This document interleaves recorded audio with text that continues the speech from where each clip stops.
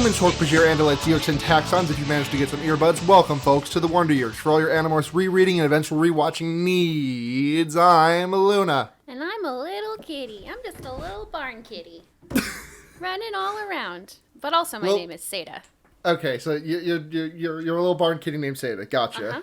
How are you speaking into this microphone? I'm thought speaking into a human's mouth and projecting it. I've wired up a number of electrodes, sort of their brain. There's like a really complicated speaker system. I guess technically it is mind control, but more ethical, I think. Yeah, sure. I'll work with you on that. Mm-hmm. So welcome to the Wonder Years. We're it's technically more a rewatching, and now it's technically more an Animorphs rewatching and eventual rereading needs, because we're doing the rewatch now, or like I guess the original watch, because I've never seen any of these episodes, and let me tell you, they're fine. I don't want to say the word bad, but they're fine so far. I don't think that I can call these fine. There was like a minute of just visual crime happening in this episode. Okay. Oh, before we continue, may I do one brief bit of housekeeping from last episode? Oh yeah, go ahead. I had just finished reading The Change, which is a very Tobias emotion heavy book. Mm-hmm. And I think that explains some of my behavior. Not all of it, though. It explains the part where you gave your... it explains why I titled the episode Tobias Sad Stuck. It does not explain why you lost your damn mind over a little tiny juice. I love the little... Oh, I shouldn't have brought it up. Okay. Have you ever heard the story of when I was walking to a bar with my friends, stone cold sober? We passed by a shop where you could rent suits, and they had a little I'm gonna keep it together, like a very tiny mannequin wearing like a little tweed suit for like a tweed jacket for a baby. And I laughed so hard I literally like disassociated slightly, like had an out of body episode, because I just kept like squealing. What would Professor Baby teach? And my friends were like, they will not serve us if we go into this bar right now. You need to get it together. And it took me a good like 10, 15 minutes. Oh my god, Professor Baby! I don't know what Professor Baby would teach. What would Professor Baby teach? Is Professor Baby like the precursor to the Boss Baby? Yeah, Boss Baby learned everything that Boss Baby knows from Professor Baby. I don't want to think about this. You fucking walk into like economics 101, and like in the there's a high chair in the middle of the lecture hall. Mm-hmm. Oh yeah. That's a good image. It's like they've got, you know how like babies eat off of their little baby trays? In high chairs, the trays for babies, and they've just got like Cheerios that they're using as an abacus. Okay, yeah, that's good. That's good. I don't know. I'm not used to this episode format, because we did the books, and last week I had like things to go off of, but this week it's not new. This is the second time around for Seda. So, how was your week? You do anything fun? No, not at all. Sorry if I'm a little bit roughshod on this episode. I slept for like 5 hours or less 2 nights in a row, and then this morning I had 4 cups of coffee because I'm a dumbass. So I'm a little bit like, my head, or my brain and my chest are like very high energy right now, and the rest of my body is just like trying to slowly die on me. I guess semi-related, yesterday I only managed to stay awake for about 6 hours, fell asleep at 8:30 p.m. Yes, I did wake up at 2:30 p.m. My sleep schedule is incredibly whack. Fell asleep again at 8:30 p.m., then woke up at 1 a.m., and I'm just realizing that was 14 hours ago. Wait, you've been awake since 1 a.m.? Yes. Yeah. Yes. I'm concerned for both of us. I think that we're doing really well. Considering. I mean, at least you don't have at least you're not working like a full-time job. So like you having like a fucked sleep schedule is like acceptable. Me, I work 7 to 3:30 every day, Monday through Friday. Like I should be able to keep a moderately decent sleep schedule together. Yeah. I mean, I wasn't on a podcast last night, but, like, even with that in mind, like, I'm still not falling asleep before midnight most nights. Yeah. Well, it would be incredibly hypocritical for me to encourage anyone to have a good sleep schedule, but they do say that it's kind of the number one thing you should take care of if you need your mood stabilized. Well. Yeah, I know, right? Shame about that. It's too bad. Sorry to hear. Yeah. Well, life. Yeah. Okay, so last episode we kind of ended on what I assumed would be like a cliffhanger. Yeah, not quite a cliffhanger, but like it had followed the book in sort of a general way, and I feel like this episode really just went off the fucking. It kind of stakes its own claims. Yeah, it like the first episode took a couple of liberties, like the reason that they went to the construction yard and so on, but like this one's just like nothing the same, you know? Like yeah. I assumed this would be like the same. I assumed this would be the episode where they go into like the Yerk pool in the school, and Chapman is a controller, and they find out where, you know, that's happening, and Jake turns into a gecko, and he eats a spider, and Tobias gets stuck as a bird. But they didn't really do that. They just kind of spent 10 minutes practicing morphs in a barn. Is this just a two-parter episode, or is this a three-part? I believe this is a two-part. I believe next week is like the invasion or something. Okay, so the invasion was the first book, so maybe it's not. Well, we officially know that like the timeline is different in reference to Tobias. Oh, so next book is based on the invasion.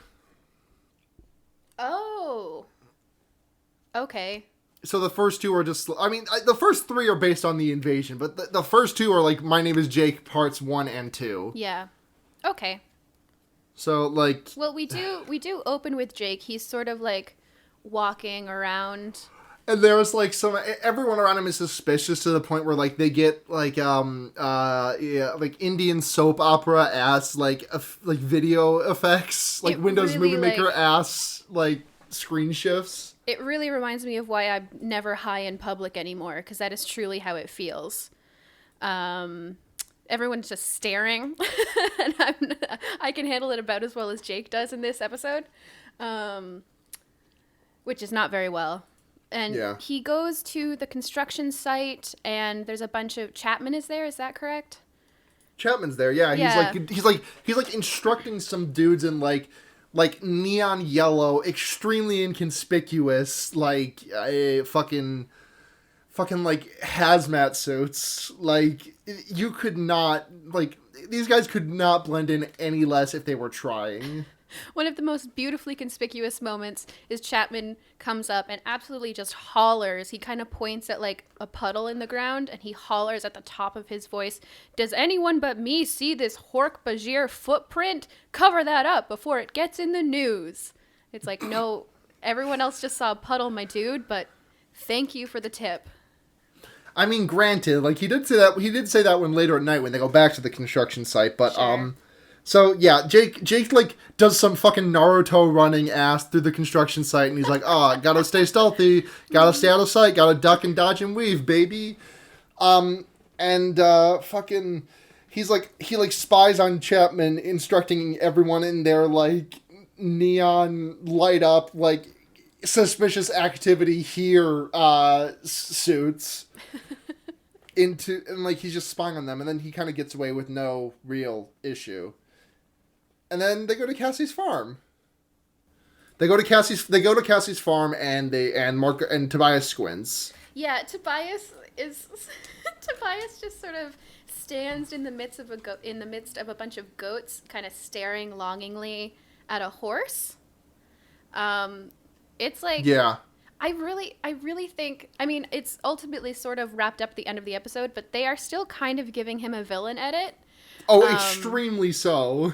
Yeah, he does a lot of like weird staring. I like that reality show ass terminology you applied to this, like the villain edit, like this is America's Next Top Model or something. Yeah, and Tobias is bringing the drama. Yeah, he's gonna get brought back in the revival round later in the season.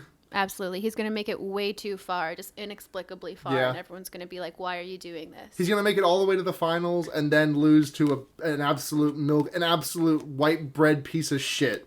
And sell hair pills on Instagram. He could. He's got that 90s ass hair. Yeah. And I love it. I think he's doing great. Yeah. He's... I'm just remembering that one season of Survivor all of a sudden where... did you ever watch Survivor? Sometimes the first season, but only when I was at friends' houses. I That's just pretty remember much it. It was like it was later into the game. Like it was like when they split everyone up into like old women, young women, old men, young men, and the guy who won, his name was Aris, and the only reason that he won is because he was just like he did literally nothing the entire fucking game. That's really funny. For some reason, that makes me think of like when you have those cooking reality shows, like specifically like which is the one where they screw each other over? Cutthroat Kitchen. Cutthroat Kitchen. Often, one of the people who gets to the third final round type thing is either someone who does nothing or is a woman who's surrounded by these dudes who are full of machismo, and so she just kind of quietly does her thing while all of the dudes like try to claw each other to hell, and then ends up in the final round just because like hello. Yeah. Wasn't actively fighting anybody. Yeah. Oh. Which I admire. I gotta watch some more Cutthroat Kitchen. It's a good one. Yeah. They try to flesh out Marco in this episode. That's sort of like the character who's getting shaded. Yeah, they do. He does extremely make a very a very sly reference to the death of his mother, and he's just like, wow. What animal is he talking about?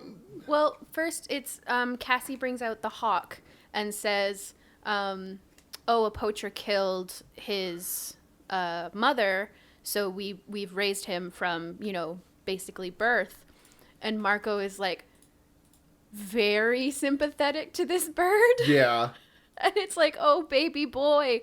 And then later in the episode, exactly as subtly, Marco's being upset about family life, comparing his to others, and Jake touches his shoulder, and Marco sort of pushes him away and goes, "You can say it, Jake. My mom's dead." Say it. You can say it. My mom's dead. And that's reality. And you're like, I don't know if anyone was going to say that, Marco, but I'm glad you did. Thank you. Yeah, good for you, Marco. Yep. You're truly doing it. And sort of in amongst this, Tobias. Nope, sorry. I have Tobias on the brain because I'm thinking about sad Animorphs things. In the midst of this Marco sad stuff. Say that, like, if I check AO3 in a month, I'm gonna find like at least two Tobias Tobias stories written by I don't even know what the fuck your screen name would be because I can't think of a name funny enough here, but like you will write at least two fanfics on Tobias for AO3. Am I wrong? I'm actually going to pull a E.L. James. Is that her? Who? I'm going to pull a 50 Shades of Grey and publish it's going to be just different enough, but it's all going to be Tobias. 50 Shades of Morphin. Yep. His name is Nobias. Nobias. Nobias. Nobias, the very sad hawk. Nobias, the very sad... you can't make him a hawk. That's copyright infringement. You got to make him a pigeon. Oh, that makes me sad. Okay, make him a hawk? Yay! Sure. In amongst all of this Marco sad stuck, we get some truly bad morphs to watch with our eyes. These are nightmarish. Like, I gotta go easier on Capelgate and her word crimes, because, like, you know what? I gotta give the show credit. They took Capelgate's word crimes and made them worse. Yeah, they truly did. Like, they are so much more painful to look at. I believe at one point a character actually says, it's worse to listen to than it is to look at. Yeah, Marco does say that. Yeah, I don't entirely disagree, though looking at it is also not great. I mean, the thing is, it's worse to hear than it is to see, but it's also worse to see than it is to hear. Like, it's somehow, each is somehow worse than the other, and they keep escalating until you just reach this, like, singularity of awful. I really love how Cassie comes into this scene because the entire gang is sort of hanging around, and then you see a horse just, like, sneak into the background and just, like, doing horse stuff, and everyone's like, hey, there's a horse in here. And then Cassie's voice sort of echoingly emanates from it, and everyone's like, what? Cassie's a horse! Well, first she talks directly to Rachel, and then Rachel is like, oh, it's Cassie. Yeah. She very helpfully gives us the sort of thought speak exposition that we've been needing. Yeah. Cassie is sort of an exposition machine in a lot of weird ways. Because I guess she's just been experimenting with stuff more than the others. So she's like, yeah, no, don't worry. Yeah, but I figured out how thought speak works, and I'm going to tell all of you words. She does extremely not morph as elegantly as they say she does in the books. Because like I feel like going out of when in the books when she came out of this morphs, like she like did the full centaur shit where she was like she demorphed into like she demorphed the top half of her body and was just like Cassie on top of a horse. Yeah, they start to set up in the books. They start to set up that Cassie is very in control of her morphing and is able to sort of do it artistically and beautifully. The show, I think, is not going to have that plot point. No. I'd guess. Yeah, yeah. And then there's mostly the rest of the scene is acquiring morphs and some like Animorph slapstick. Rachel becomes a cat and Marco becomes a rat. Rachel cat tries to eat Marco rat. Marco becomes a rat because Jake says, I dare you. And then he's like, yeah, okay, I'll do it. Basically, everyone else is just trying out morphs, and Marco's like, I hate it. And Jake's like, I bet you're too scared to do it. And Marco's like, I've never been scared to do anything. And then he turns into a rat, and then Rachel the cat tries to eat him. He gets back into the rat enclosure. Yep. And then demorphs inside of it, and so we see him with a rat wheel on his head that he sort of brushes away. And it's like, oh, that's a pretty classic shenanigan. Thanks for the japes, Animorph. You did it. Yep, they sure did it. Yeah. Marco to rat is also pretty bad to look at. The cat to Rachel morphs back to herself. But she does it in the background. She does it sort of far away, so it's not that bad. Yeah. No, it's still bad. Yeah. And then, inexplicably, Tobias is just gone. That's how the scene ends, with all of them being like, where the fuck did Tobias go? Uh-huh. And they're all like, what if he's a controller? What, he could have a Yeerk in him right now. We could all be being hunted down by the Yeerks because Tobias is a controller. Completely not at all a subplot that is explored in the books, but okay. Not at all. It's really, like... It's the villain Yeah, edit. I mean, this entire episode is really... Because I was wondering...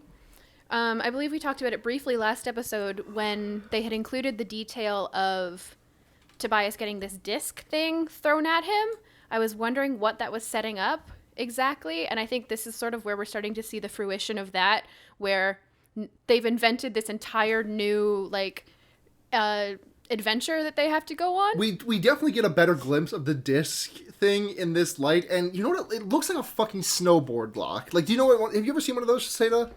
No, I don't think so. It's a certain kind of lock you can use to like lock up your ski or snowboard to like the brace that you can have it hooked up to. Let me send you an image of it. Okay. This. Do you know the video game Taboo? I don't think it's a video game, but yes. Sorry, the board game. Yes, I'm aware of the board game of Taboo. You know. Yes. I don't think I ever played it, but I did own one of the buzzers. This looks very much like a splice of the Taboo buzzer and a pizza cutter. It looks like, oh my god, do you remember those scanners with the Z things where you could like scan barcodes and it was like Pokemon a little bit? Oh my god. Yeah. Oh god, it looks like that. It's a very... There's just something about plastic in the 90s that makes it look very much like 90s plastic. I don't know what it is. It's just, it has like a specific quality to it. It looks like you put one of those like translucent Game Boy Colors into an oven for like 3 hours. Oh, hell. Oh, I would love to do that. Oh, that sounds like it would... I feel like there would be some fumes off of that would probably kill you, but, I mean, do your best. One time when I was a very edgy, I want to say 10 or 11-year-old, I put a Barbie in the microwave for 14 minutes. And the house did not smell of really incredibly toxic plastic for about 6 hours. Yeah. Yeah. Yeah. I used to, you mentioned Barbies. This just made me remember one time. When I was younger, I used to play with my sister's Barbies in the bath. Mm-hmm. But because she just left them in there for whatever reason, she also had like a little motorized jet ski thing. Like it actually had a motor. It would like go. And I would just have all the Barbies getting killed by it. I had a Barbie that had a motor inside of her to swim. You like kind of put her in and she just like sort of farted along. Like it, to me, I was like, haha, air bubble. She fart. That funny Barbie fart in water. Yay. Which, yeah, that's about as good as it could get, I think. Yeah, no, that's the upper limit. Yeah. So we get this scene where everybody sort of is starting. They all leave the barn, and we get this scene of, you know, a couple of them preparing to arrive to the construction site to start looking for the disc. Yeah, and Mark and Tobias is like hiding off in the distance, like, oh, they can't see me. Like a weirdo, like a complete weirdo.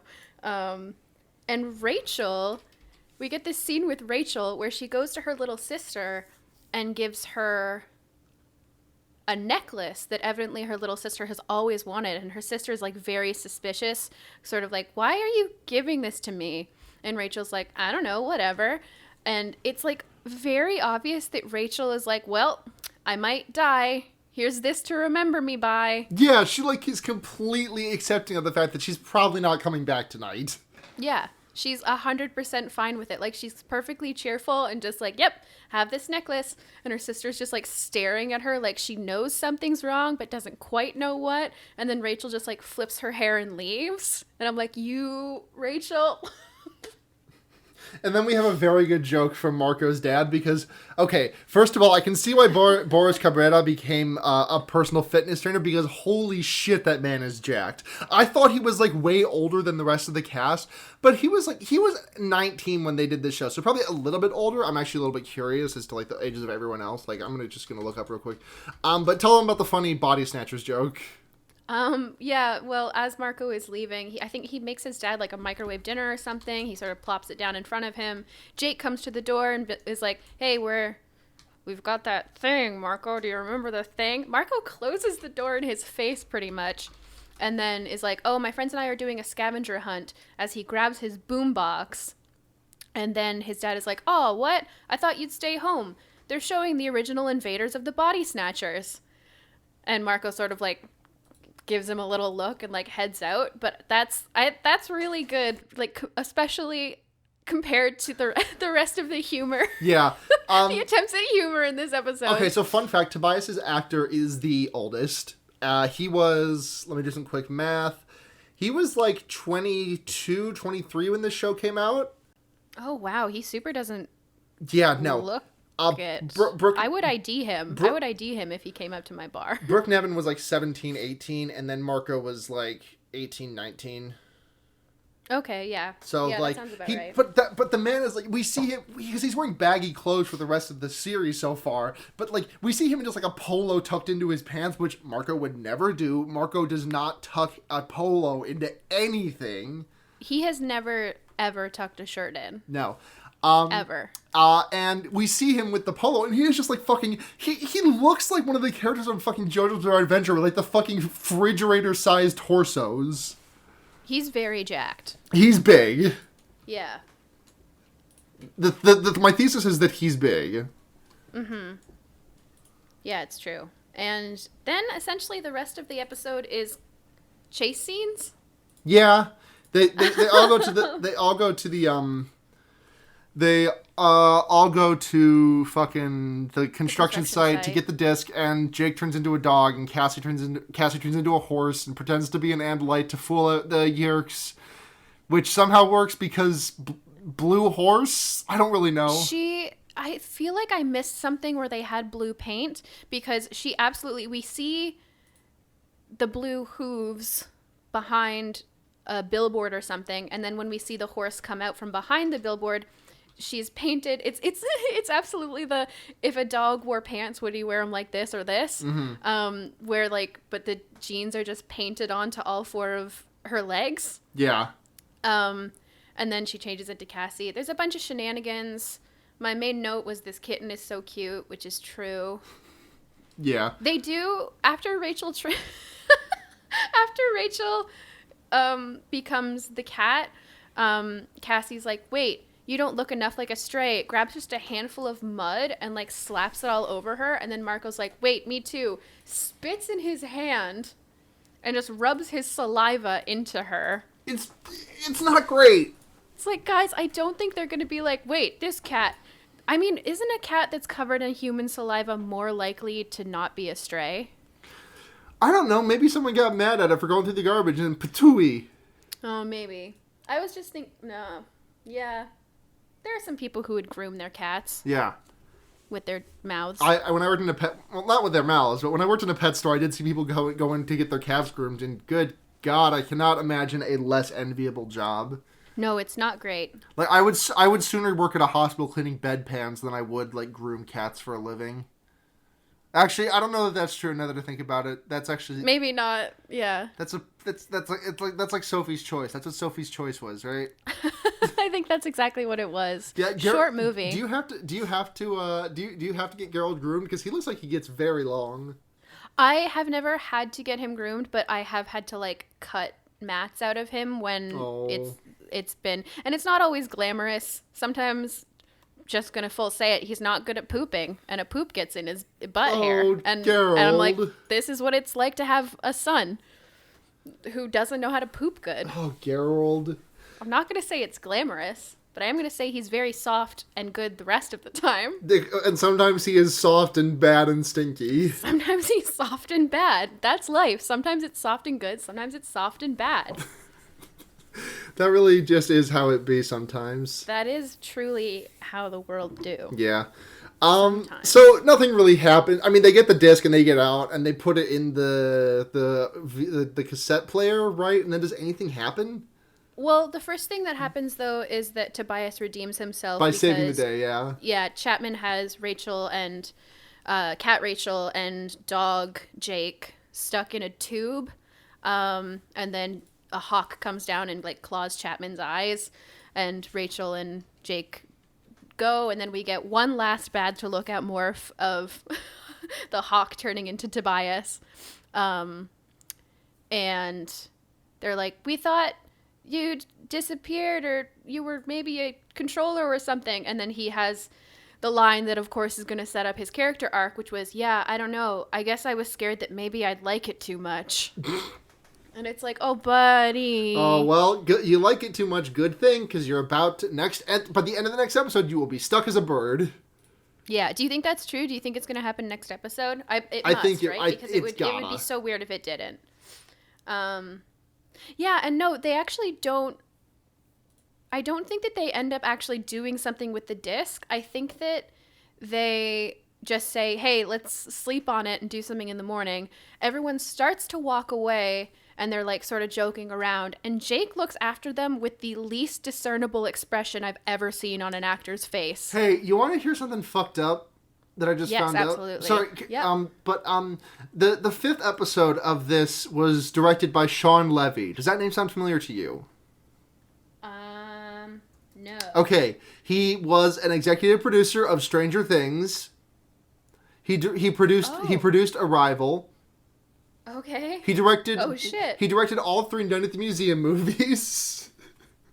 I did not realize that Canada had such a hand in these things. He directed Cheaper by the Dozen. That Steve Martin classic. Oh my god. Yeah, I'm seeing if there's any other names lit up in blue here that are of the directors, but no one's showing up. Wow. Local Shaun makes good. Yeah. Trying to think if there's anything like that I really like that he directed. Imaginary Mary, I don't know what Imaginary Mary is, but it does sound like a prequel to Stranger Things. Yeah. It ran on ABC for 2 months. All right. I heard that Last Man Standing is good. Is that the... If I'm thinking of the right No, one, you're thinking of The Last Man on Earth. This is the Tim. Oh, you're right. This is the Tim Allen one. Oh no! Yeah. Oh yeah, no, I heard that one was really great. I hate millennials personally, so I thought it was really good. No, you're thinking of the Great You're thinking of the Great Indoors now. Well, fuck me. I don't know what any TV shows are. Oh God. So that was My Name is Jake Part 2. My name is Jake. Oh, I get it this time. You do? Did you listen to the song? No. Okay, fair. But I get it because you referenced it last time. Oh, good. So it's more of a callback to your own joke to me. Yeah, it's an okay song. Yeah, fair. All right, so we got some questions. Cool. This one from What is Cosplay, Fudge Cassidy. Is there any turning back? Is there any backing down? Is there somewhere to run? There's none of those. No, absolutely You get none. not. That I can confirm, like, for sure. Seriously though, for the 90s, the puppets are pretty good, right? Yeah, I'll give it that. Yeah, I think so. Given the budget. Yeah, in this episode, I really started to wonder what their budget for animal handling was. Mm-hmm. Next, also from at What is Cosplay, what's Sada's signature morph? I mean, it's Geralt, right? Oh, it's Geralt, yeah. Well, I said a little while on Twitter to one of my friends, Kate, that I would, if I were an Animorph, what I would, like, my main goal would be to visit every single one of my friends who has cats and collect their cats as a morph. Oh my God. But, yeah. You could morph Chunk. I would die to morph as Chunk. Just to spend an hour as that beautiful boy.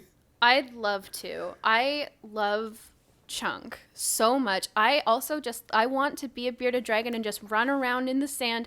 The little flippers, and they go, and the sand goes all over, and they run around, and they're all flippy flippa floppers. And I wanted to experience it one day in my life if I could. We'll get there someday, Sada. The tech is coming. I hope so. Last question from What is Cosplay. What are the Animorphs' favorite extracurricular activities, apart from Rachel, who we know is the gymnast? Oh, sure. I think Tobias probably does... No, Tobias doesn't. I think Marco does Quiz Bowl. Uh-huh. It seems right. I mean, Cassie just, like, tends to animals 24/7, so, like, that's really her entire thing. Yeah. Tobias is making zines. Tobias is... Oh, my God, he's making zines. He spends, like, a good 12 hours a week at Kinko's. And Jake snowboards. Oh, yeah. Like, this is just coming from the Iceman thing, but, like, he definitely snowboards. Mm-hmm. This not exactly a question, but it's a reply from Captain Trash Andy, who says, "Talk about YTV on this episode more." Seda, I don't know a damn thing about YTV, so I'm just gonna kick back, let you run shop for a second here. Sure. YTV put out these. You know how, like, Much Music had these, like, compilations of pop songs? Yeah. YTV put out YTV Big Fun Party Mix. Oh, sure. Which were fucking incredible, partially just because I listened to them so much that now every single song for me is, like, instant nostalgia.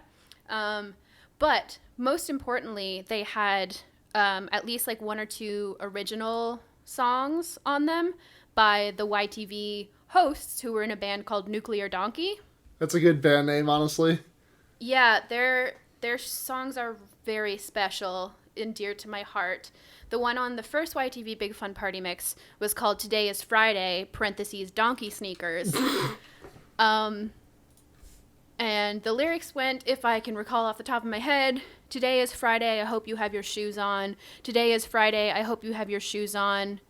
Donkey sneakers." Donkey sneakers. Donkey sneakers. And it's, like, really important to me and really good. That's mostly what I have to say about YTV right now. Thank you. We'll make this just like a weekly bit. Perfect. And that's going to do it for the Wonder Years. I like this episode length for these shorter TV episodes. Yeah, like a totally. 40-minute, give or take. Yeah. So, if you want to check us out, we are at The Wonder Years on Twitter or thewonderyears@gmail.com. You can get in touch with us there. Patreon.com/fearbaiting. If you want to, donate to the show, you get some, perks of, early episode access and stuff. If you don't want to donate, or you can't, totally fine. We have you can just rate and review us on iTunes. We really appreciate that. We'll always read out reviews of the show, which I haven't checked lately, so I'm going to do that now. Sure. If you want to check out our our related podcasts, we have Fear Baiting, which is mine and Blair's horror movie podcast. And my leftism podcast I do with a bunch of people called Henry Kissinger's Pokemon Going to Die. Or HKIPGTD. Also, I was on this week's episode of Totally Reprised, which I recommend checking out because I think it was a pretty good episode. Not to toot my own horn, but bitches. It was really fun. It's always a fucking blast whenever I get to go on that podcast. That's great. Seda, where can we find you? Sure. I'm on Twitter at nudity, but with an EA instead of a Y. I'm on Tumblr at galpalactic, and I make music and just music. I don't know what I was going to add on there. That you can find at people that you can find at peopleyoumeetoutsideofbars.bandcamp.com. I also would just like to shout out that I have Gerald in my arms right now. He's purring a whole bunch. Baby He's a little boy. guy. Yeah. I wish that there were a way for you to hear purring, but I don't think. I can hear some gentle purrs. Yeah, that's the boy. There he is, the handsomest little lad that ever did live. Yeah, aren't you? Are you the baby boy? Alright, well, that's going to do it for this episode of The Wonder Years. Until next time, I'm Luna. And I'm Seda. And remember, Keep your hand on that Escafil device.